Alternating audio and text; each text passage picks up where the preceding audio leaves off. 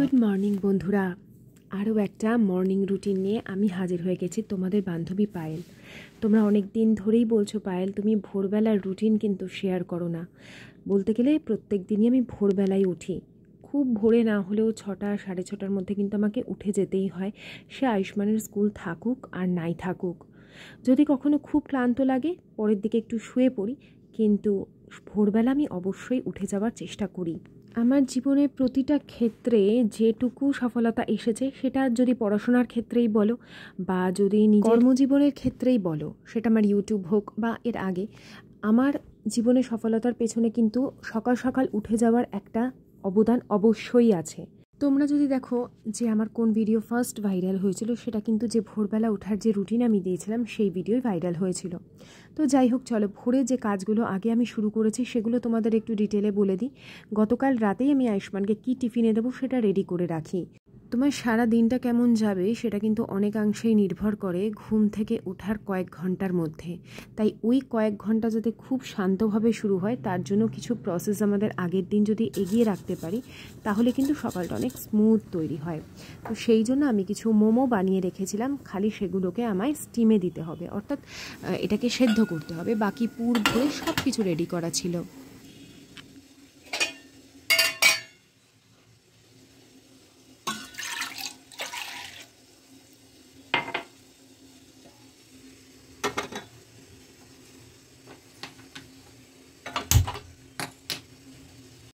ওদিকে মোমোগুলো আমি স্টিমে বসিয়ে দিয়েছি। জোয়ানের জলটা 5 মিনিটের জন্য লো ফ্লেমে গ্যাসের ওপর বসিয়ে রাখবো। তারপরে ওটাকে ছেঁকে উষ্ণ গরম থাকতে থাকতেই খাবো। আর এদিকে এখন আমি বাসি ঘরটা আগে ঝাড় দিয়ে নিই, কারণ হাতে এখন বেশ কিছু সময় আছে নিজের মতন করে যাবতীয় কাজগুলো করে নেওয়ার। ইদানিং বেশ কিছু পোস্ট দেখা হয় যে ভোরবেলা উঠলেই যদি জীবনে সফলতা আসতো, তাহলে পেপারওয়ালাও নাকি কোটিপতি হতো। এই ধরনের নেগেটিভ কমেন্টে আমার মতে কারোর খুব একটা না মাথা ঘামানোই ভালো, কারণ মানুষ নিজের অলসতাকে প্রাধান্য দেওয়ার জন্য এই ধরনের পরিশ্রমকে খাটো করছে, তাই না? পেপারওয়ালাও কিন্তু ভোরবেলা উঠে নিজের সংসারের অর্থ আনবার জন্যই পরিশ্রম করে, এবং একজন পেপারওয়ালার মাসে কত টাকা রোজগার আছে সেটা হয়তো অনেকেরই ধারণা নেই। তাই পরিশ্রমকে কখনো খাটো করতে নেই।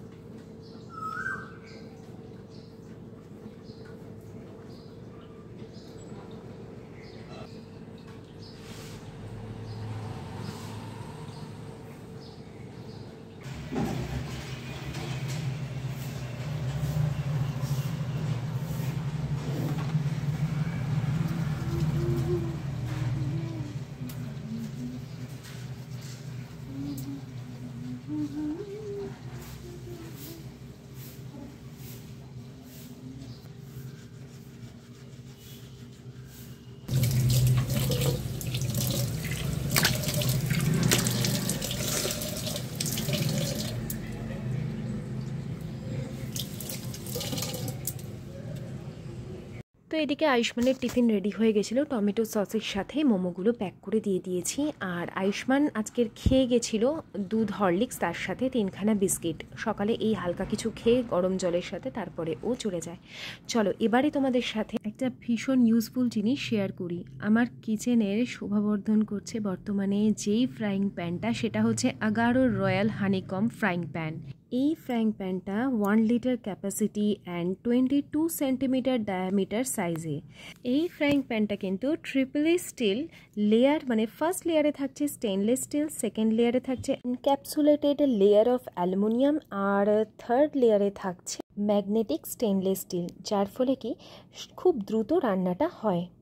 আর এই যে স্টেনলেস স্টিলের যে হ্যান্ডেলটা, এটাও কিন্তু রান্না করবার সময় গরম হয়ে যায় না, ফলে এটাকে ধরে ফ্রাইং প্যানের যে অ্যাকচুয়াল কাজ, অর্থাৎ আমরা অল্প তেলে যেভাবে কোনো কিছু ফ্রাই করতে পারবো সেটা কিন্তু খুব সহজে করতে পারবো। তো আগারোর এই ফ্রাইং প্যানটা কিন্তু অত্যন্ত ভালো, এবং অল্প তেলে তো রান্না করতেই পারবো, তার সাথে সাথে এটা যেমন গ্যাসে রান্না করতে পারবো, ঠিক তেমনভাবেই কিন্তু আমরা ইন্ডাকশানেও ঠিক সঠিকভাবেই রান্না করতে পারবো। আর এর বটনটা ঠিক হওয়ার কারণে রান্নাটা কিন্তু সহজেই মানে দ্রুত হয়ে যায়, অথচ কোনো দিক থেকে কিন্তু লেগে যাওয়ার বা ধরে যাওয়ার চান্স তো থাকেই না। সব থেকে বড় কথা, এখনকার দিনে আমরা কিন্তু খুব হেলথ কনসিয়াস।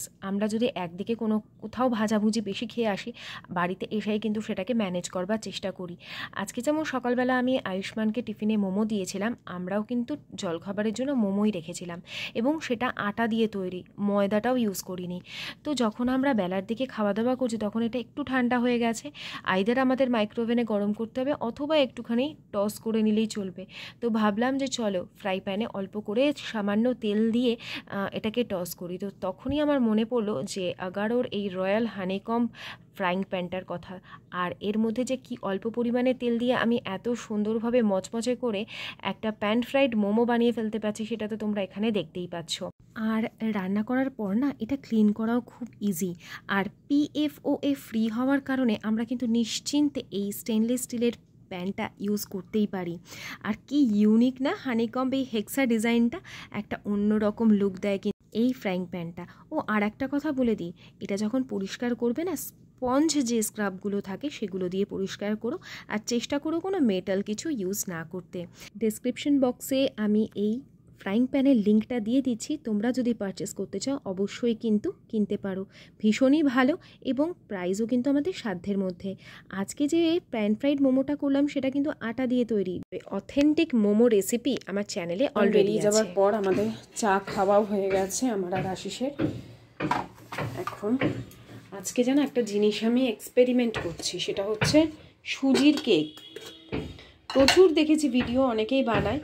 আমি সুজিটাকে ভালো করে গুঁড়ো করে নিয়েছি, এমনিই নর্মাল মানে ছোটো দানা সুজি ছিল সেটাকেও গুঁড়ো করেছি, চিনি গুঁড়ো করেছি, আর 1 প্যাকেট 10 টাকা দামের 1 প্যাকেট গুঁড়ো দুধ দিয়েছি। অল্প দুধ দিয়ে ব্যাটারটাকে মাখিয়ে রেখেছি, ও তেলও দিয়েছি, এতটুকু মতন সাদা তেল দিয়েছি, বাটারও দেওয়া যায়, দিয়ে এখন এটাকে মাখিয়ে রেখে দিয়েছিলাম। এরপরে এর মধ্যে আমি দেবো বেকিং পাউডার, বেকিং সোডা আর সামান্য ভিনিগার। এটা ডিম ছাড়া করছি, দেখি কেমন হয়, তারপরে একদিন হয় আমি রেসিপিটা শেয়ার করে দেবো, বুঝতে পারলে?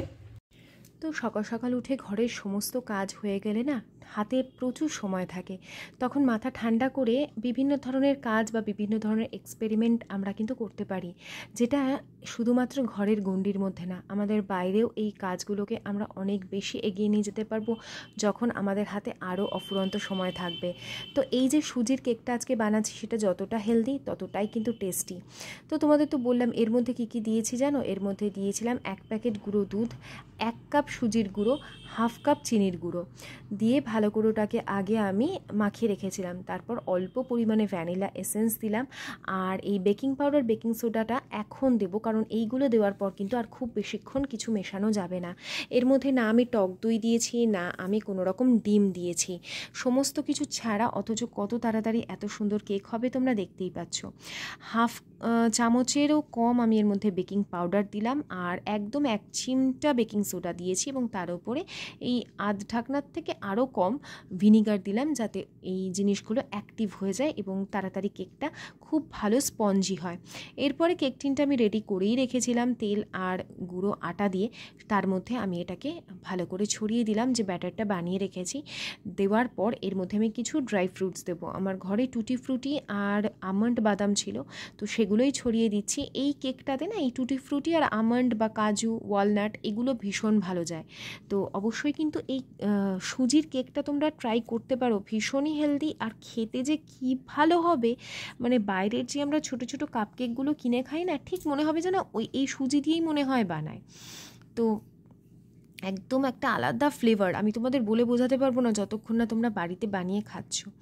তো টুটি ফ্রুটিগুলোর মধ্যে অল্প করে আটার গুঁড়ো মাখিয়ে ওপর দিয়ে দিয়েছি। না মাখালে কিন্তু এই সমস্ত ফ্রুটগুলো নিচের দিকে নেমে যায়।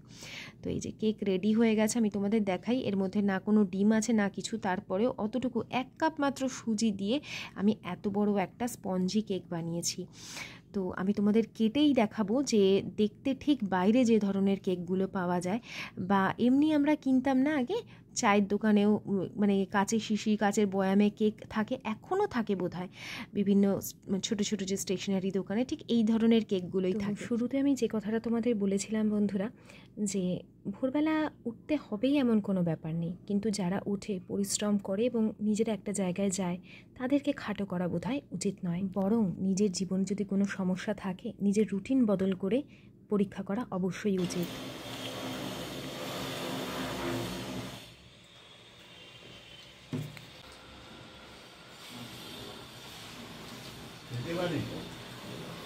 কেমন হয়েছে বলো? দারুণ। বলো কি দিয়ে বানিয়েছি, গেস করো। বুঝতে পারছি না।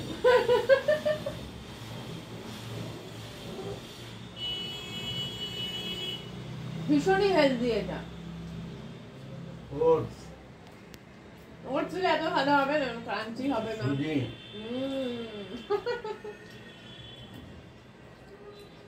কেমন?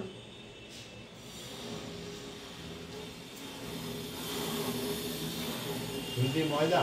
ময়দাটাতে কিচ্ছু না, শুধু সুজি, গুঁড়ো দুধ, না ডিম না কিছু। এই ঠান্ডা হলে আরো ভালো লাগে। গরম ভালো। আর না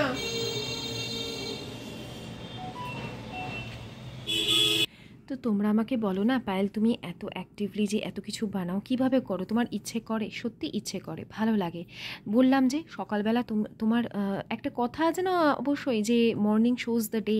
তো সকালবেলাটা তুমি যেভাবে শুরু করবে তোমার সারা দিনটা ঠিক সেই রকমই যাবে। মাঝপথে কাজ হওয়ার পর যদি তোমার ক্লান্ত লাগে তুমি একটু রেস্ট নিয়ে নাও, কিন্তু দেখবে তোমাদের অন্য রকমভাবে তৈরি হবে প্রত্যেকটা দিন। কিছুই না, তোমরা এক্সপেরিমেন্ট করে দেখতে পারো। 1 মাস এক্সপেরিমেন্ট করলেই বুঝবে যে ফারাকটা ঠিক কতটা হচ্ছে। আর এই যে আমি তোমাদের সাথে অনেকবার শেয়ার করি, যেটা আয়ুষ্মান ছোট থাকতে এই চিপস কাটারটা আমি কিনেছিলাম, এর মধ্যে অনেকগুলো কিন্তু এরকম কাটার রয়েছে, একটা একটা করে লাগিয়ে আমি তোমাদের কখনো দেখিয়ে দেবো। এই যে প্রথমে এইটা যেটা কাটছি না, এইটা দিয়ে একদম যে ঝুড়ি ঝুড়ি যে আলু ভাজাটা হয়, বেশ বাইরে কিনতে পাওয়া যায়, দেখবে প্যাকেটে কটকট করে, ভীষণ শক্ত টাইপের হয়, আবার এইভাবে চিপসের একটা শেপও নেয়। তো সেইটা দিয়ে আমি আগে কেটে নিয়েছিলাম, তারপরে প্লেন যে একদম পাতলা যে চিপস হয় আলু চিপস, সেই চিপসের কাটারটা এখানে অ্যাড করে নিয়েছি।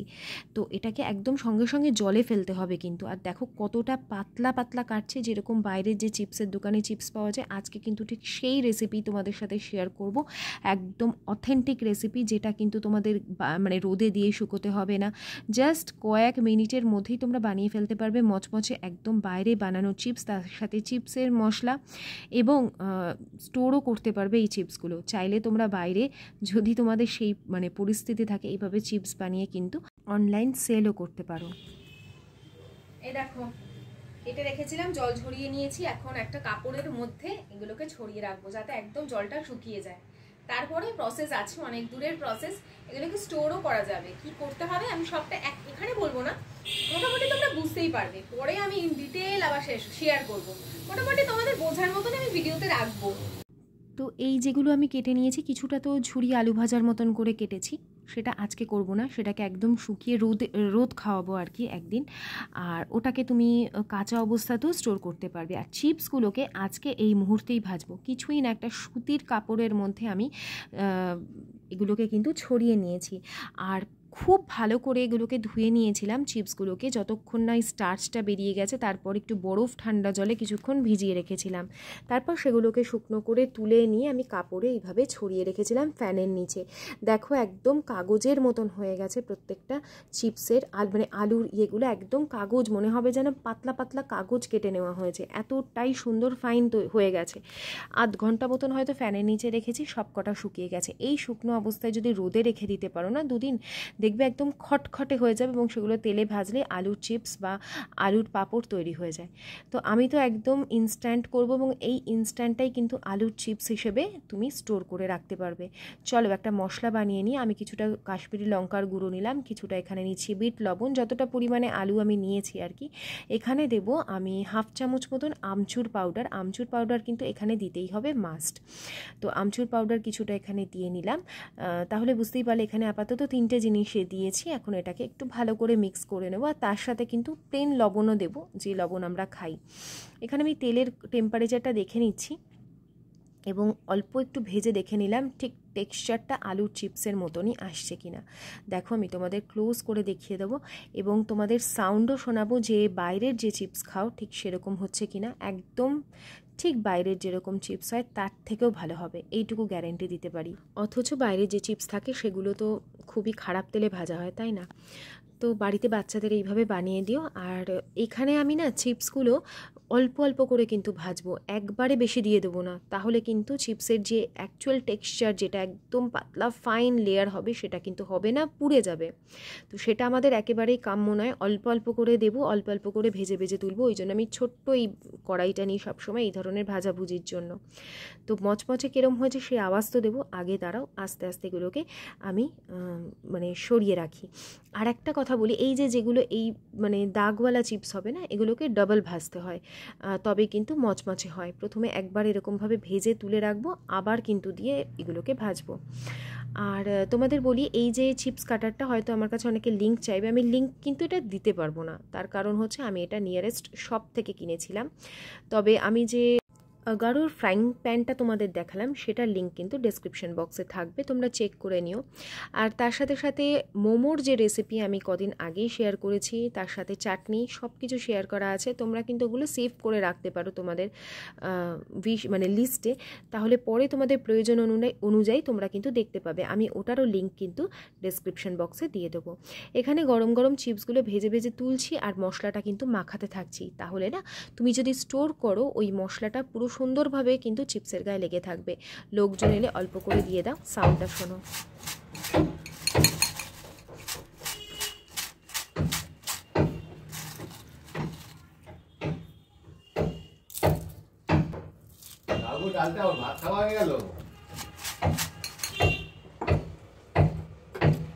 আসছি।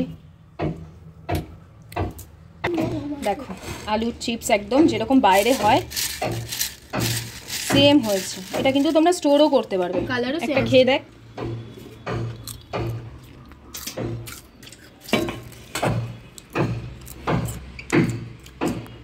এরকম একটা লেসের মতন চিপস খাচ্ছি। কালারটা আমচুর পাউডার টাউডার সব দিয়েছি এর মধ্যে, যেরকম দোকানে হয়। খালি আলুগুলো ছোট ছিল বলে, আলুগুলো যদি আরেকটু বড় বড় হয় তাহলে একদম যেরকম হয় বড় বড় আলু চিপস সেরকমই হবে। মশলা বেশিও নেই কমও নেই, একদম পুরো মিডিয়াম যেরকম লাগে। দেবো ওখানে।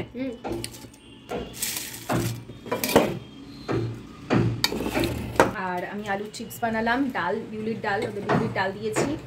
আর হ্যাঁ দাও, অল্প করে দাও। আলু পোস্ত করেছি, ডিম সেদ্ধ করেছি। এই হচ্ছে আমাদের আজকে মেনু। মাছ টাছ ফ্রিজে ছিল, আমি আজকে মাছ করলাম না, ইচ্ছে করেই করিনি, কারণ কদিন ধরে মাছ মাংস খাওয়া হয়েই যাচ্ছে কন্টিনিউ।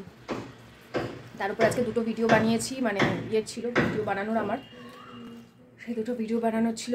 সকাল থেকে অনেক পরিশ্রম গেছে আজকে। ভিডিওটা আজকের মতন এখানেই শেষ করছি বন্ধুরা। যদি ভালো লেগে থাকে লাইক শেয়ার অ্যান্ড কমেন্ট। আবার আসছে আগামীকাল, ততক্ষণের জন্য সকলে খুব ভালো থেকো। Tata bye bye, sayonara.